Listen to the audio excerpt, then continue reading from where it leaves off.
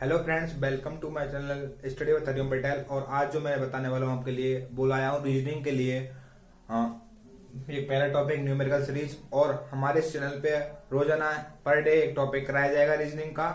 और ये जो टॉपिक होगा वो बेसिक से लेकर आपका हाई लेवल तक जाएगा। जैसे अगर आप किसी भी एग्जाम के लिए तैयारी कर रहे हो, आप बिगनर्स हो और आप रीजनिंग में कुछ नहीं जानते, तो ये वीडियो आपके लिए बहुत ज्यादा, जो वीडियो की सीरीज है वो आपके लिए बहुत ज्यादा महत्वपूर्ण होने वाली है। इस अगर चैनल की बात करें तो इस पे रीजनिंग का हर दिन हर टॉपिक करेगा, ठीक है। एक नजर सब कवर, ठीक है। अगर आप थोड़ा भी ध्यान से पढ़ते हो तो आप एक बेस्ट रिजल्ट कर पाओगे, ठीक है।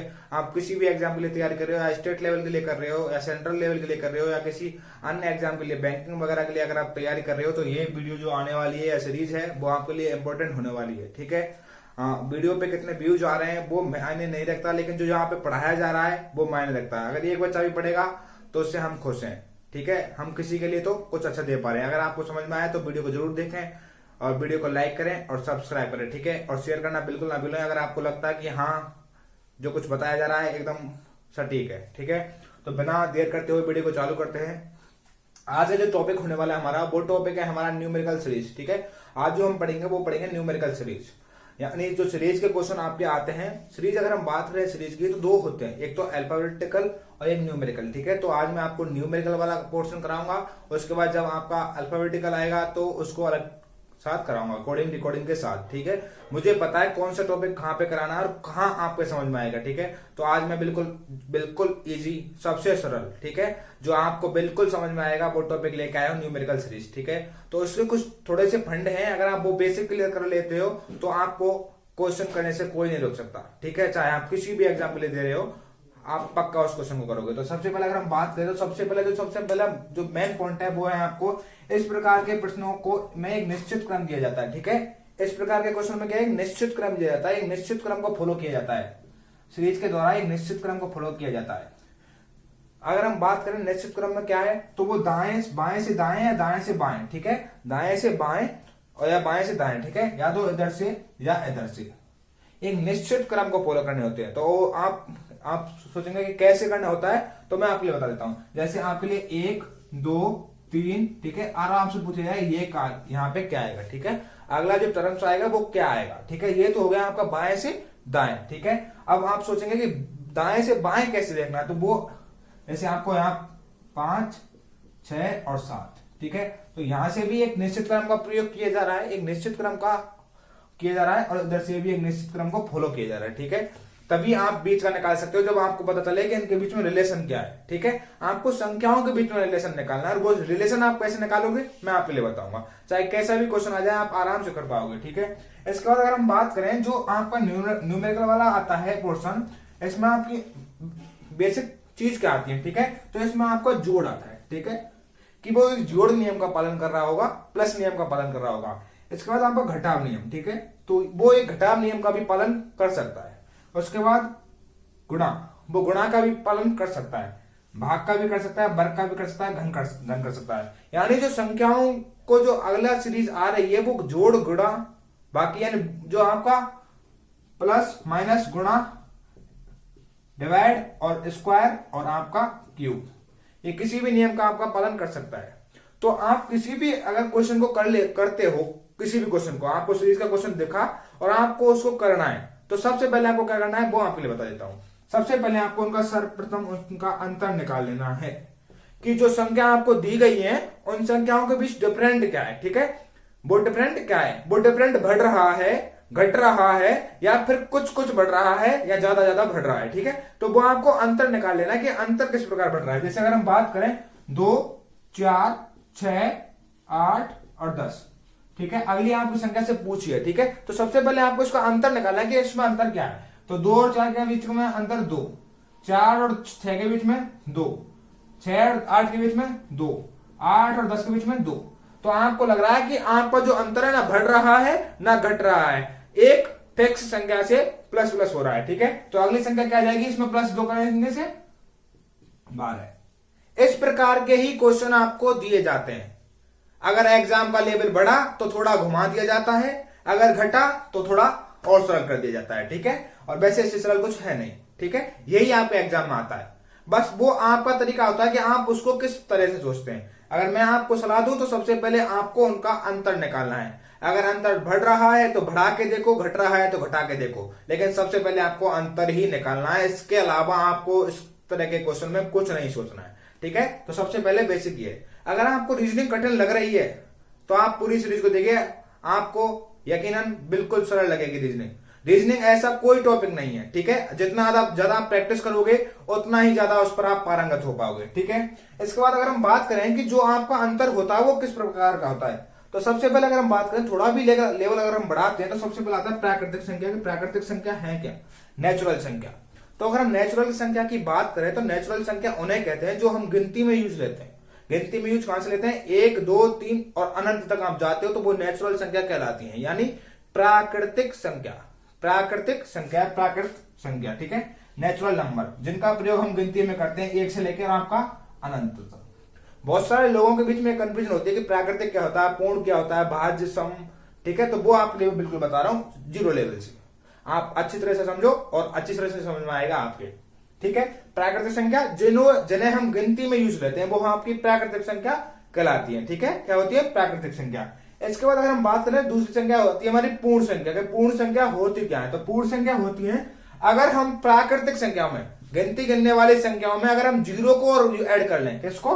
जीरो को और ऐड कर लें तो वो क्या कहलाती है? हमारी पूर्ण संख्या। पूर्ण मतलब पूर्णतः, यानी अगर हम प्राकृतिक संख्याओं में जीरो भी ऐड कर लेते हैं तो वो आपकी पूर्ण संख्या है। इसके बाद अगर ये हमारी संख्या आ जाती है वो है आपकी सम संख्या, यानी इवन, ठीक है। क्या होते हैं? इवन। वे संख्याएं जो दो से पूर्णतः विभाजित होती है, ठीक है। वे संख्याएं जो 2 से पूर्णतः विभाजित होती है क्या कहलाती है? सम संख्या, ठीक है। 2 4 6 8 10 12 50 52 54 56, जो भी संख्या आपकी 2 से विभाजित हो रही है वो आपकी क्या है? सम है, ठीक है। समझ में आ गया आपको? ठीक है। इसके बाद आपकी विषम संख्या, ठीक है। विषम संख्या कौन सी होती है? अगर हम ज्यादातर बात करें वे संख्याएं जो 2 से विभाजित नहीं है, ऐसी कोई भी संख्या ले लो आप जो 2 से विभाजित नहीं है, वो आपकी क्या है? विषम संख्या है। इसके बाद अगला जो आपका क्वेश्चन आता है वो है अभाज्य संख्या का, ठीक है। अभाज्य संख्या का एक क्वेश्चन ये भी आता है कि सबसे छोटी अभाज्य संख्या क्या होती है, ठीक है। बहुत सारे एग्जामों में ये क्वेश्चन आया हुआ है और आता भी रहता है, ठीक है। तो सबसे छोटी जो अभाज्य संख्या होगी वो आपकी क्या होगी? 2।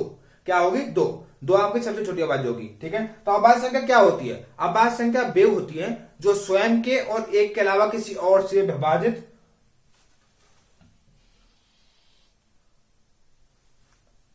ना हो, ठीक है। जो एक से स्वयं से विभाजित हो सिर्फ और इसके अलावा किसी अन्य से विभाजित ना हो, वे क्या है? अभाज्य संख्या।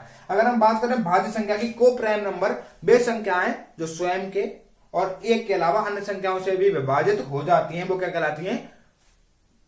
भाज्य संख्या, ठीक है। तो आपको आशा है कि आपको जो कुछ भी बताया गया है आपको बिल्कुल समझ में आया होगा। प्राकृतिक संख्या गिनती जो हमारी है वो प्राकृतिक संख्या है। पूर्ण संख्या अगर हम जीरो को प्राकृतिक संख्याओं में मिला लें तो वो आपकी पूर्ण संख्या कहलाती है। सम संख्या जो 2 से विभाजित हो जाती है और विषम संख्या जो 2 से विभाजित नहीं होती। भाज्य संख्या है, भाज्य संख्या वे होती है एक और स्वयं के अलावा अन्य संख्याओं से विभाजित हो जाती है, और अभाज्य संख्या वे होती हैं जो एक के और स्वयं के अलावा किसी अन्य से विभाजित नहीं होती। आप पूछेंगे सर आपने ये क्यों बताया, तो वो मैं आपके लिए बताता हूँ ये क्यों बताया, ठीक है। बहुत सारी सीरीज ऐसी होती है जिनमें आपका 2 3 5 7 11 13 इनका अंतर होता है। जैसे अगर हम बात करें, एक एग्जांपल अगर आपके सामने प्रस्तुत करूं मैं, तो वो देखिए, जैसे आपकी संख्या 1 3, इसके बाद आपका 6, इसके बाद 11, ठीक है। इसके बाद 11 और 11 के बाद आपको अगली कोई संख्या पूछेगा, अगली संख्या क्या होगी, ठीक है। तो अगली संख्या क्या होगी उसके लिए मैं आपको बता देता हूं। 1 और 2 के बीच में 1 और 3 के बीच में आपका अंतर 2 का हो गया। इसके बाद आपका अंतर कितने का हो गया? 3 का। इसके बाद 5 का, ठीक है। 2 3 5, ठीक है। तो अगली संख्या क्या होगी? तो इसमें सिर्फ आपको क्या लग रहा है? अभाज्य वाला फैक्टर लग रहा है। क्या लग रहा है? अभाज्य फैक्टर। तो अगली संख्या में अगर हम 7 जोड़ोगे तो वो आपका 18। अगर कोई सिंपल, अगर जिसने अगर आपने पढ़ाई नहीं की है इन संख्याओं के बारे में, अगर आप वो पढ़ते हैं तो वो उनके लिए कठिन लग सकता है, और जिसने ये पढ़ा हुआ है तो वो कठिन नहीं लगेगा। अब आप एग्जाम्पल की तरफ चलते हैं। तो आपके सामने कुछ एग्जाम्पल लिखे हुए हैं और आप बताइए कि आप इस एग्जाम्पल को कर सकते हो। पहला जो है आपका 1 3 5 7 और 9, जो आपका अगला टर्म्स आएगा वो क्या आएगा, ठीक है। तो करके देखते हैं, ठीक है।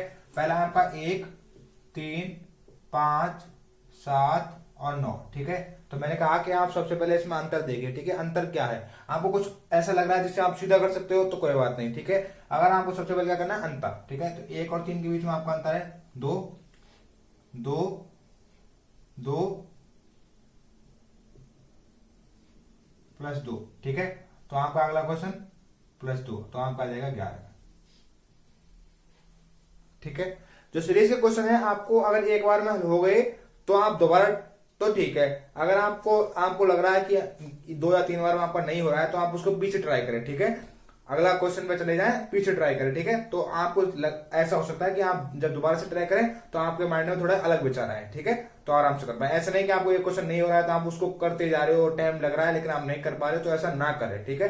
अगर आपको लग रहा है कि 1 या 2 बार में आप नहीं कर पा रहे हो तो अगले क्वेश्चन पे जाएं, उसके बाद जब वापस आए तो दोबारा से देखें, जब दोबारा आपका अलग से काम करेगा दिमाग, ठीक है। इसके बाद अगला क्वेश्चन है 1, 2, ठीक है। 1, 2, इसके बीच में अंतर क्या है, 1 का, ठीक है। इसके बीच में अंतर +2, ठीक है। इसके बाद +3, +4, +4 और ये +5, ठीक है। ये क्या होगा, +5। 1 में अगर 1 जोड़ा 2, 2 में 2 जोड़े तो 4, 4 में 3 प्लस किया तो 7, 7 में +4 प्लस किया तो 11, और 11 में 4 प्लस किया तो, देखो एक बार दोबारा से देखते, 1, 2, 4, 7, 11 और 15, ठीक है। ये क्या आएगा, 15। देखो आप 16 कितने का है, 1 का, 2 का, 3 का, 4 का, +5 का, ठीक है। तो इसी प्रकार प्राकृतिक संख्याओं की सीरीज चल रही है तो +6 कर दो आप, क्या, +6, तो ये आ जाएगा आपका 22 आंसर, ठीक है। अगला क्वेश्चन आप करके देखिए, 1, 4, 9, 25 और 36, और अगला क्वेश्चन पूछा है, ठीक है। तो अगला सीरीज क्या होगी, देखिए अगली सीरीज क्या होगी, 1 का वर्ग 1, 2 का वर्ग 4, 3 का वर्ग 9, ठीक है। 3 का वर्ग 9 और 4 का वर्ग 16,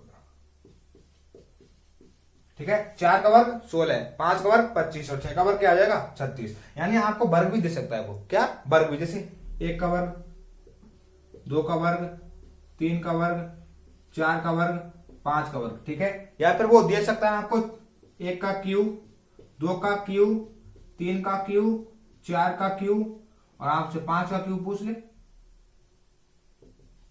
ठीक है। तो वो कुछ भी पूछ सकता है आपसे, आपको उसमें ट्राई करना है, जो अभी आपका फॉर्मूला अप्लाई हो आप उसको कर सकते हो, ठीक है। तो आप जो आपको नियम बताए गए हैं उनके हिसाब से आप ट्राई करके देखिए। अगर आपको कोई भी क्वेश्चन में अगर कोई भी दिक्कत आती है तो मुझे लगता नहीं है आपको दिक्कत आएगी। अगर दिक्कत आती है तो आपको कई तरह से ट्राई करें। जैसे अगर हम आपके लिए और एग्जाम्पल भी लेके आए,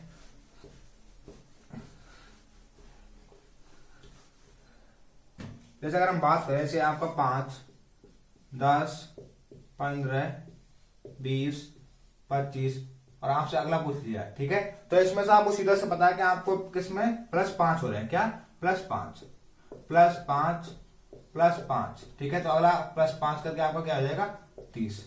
यहाँ पर आपका सीरीज ऐसी कुछ आ रही है, ठीक है। आपकी सीरीज ऐसी कैसी आ रही है, 30, 30 के बाद आपका 25, 25 के बाद आपका 21, 21 के बाद आपका 18, 18 के बाद आपका 16, 16 के बाद आपका 15, ठीक है। इस प्रकार की सीरीज आ रही है। तो आप इस प्रकार की सीरीज को कैसे करोगे तो वो आपके लिए बता देता हूं कि अगर 30 में से कितना अगर हम माइनस कर रहे हैं तो 25 आ रहा है -5, ठीक है। उसके बाद 25 में थे -4, -3, -2, -1, ठीक है। तो इसके बाद क्या आएगा, -0, 15 हमारा आंसर। इस प्रकार भी आपका आंसर आ सकता है, ठीक है। इस प्रकार का भी आपका क्वेश्चन आ सकता है। और अलग तरीका एक और तरीका बताता हूं आपके लिए। पहला क्वेश्चन आपका 1 आ गया, ठीक है।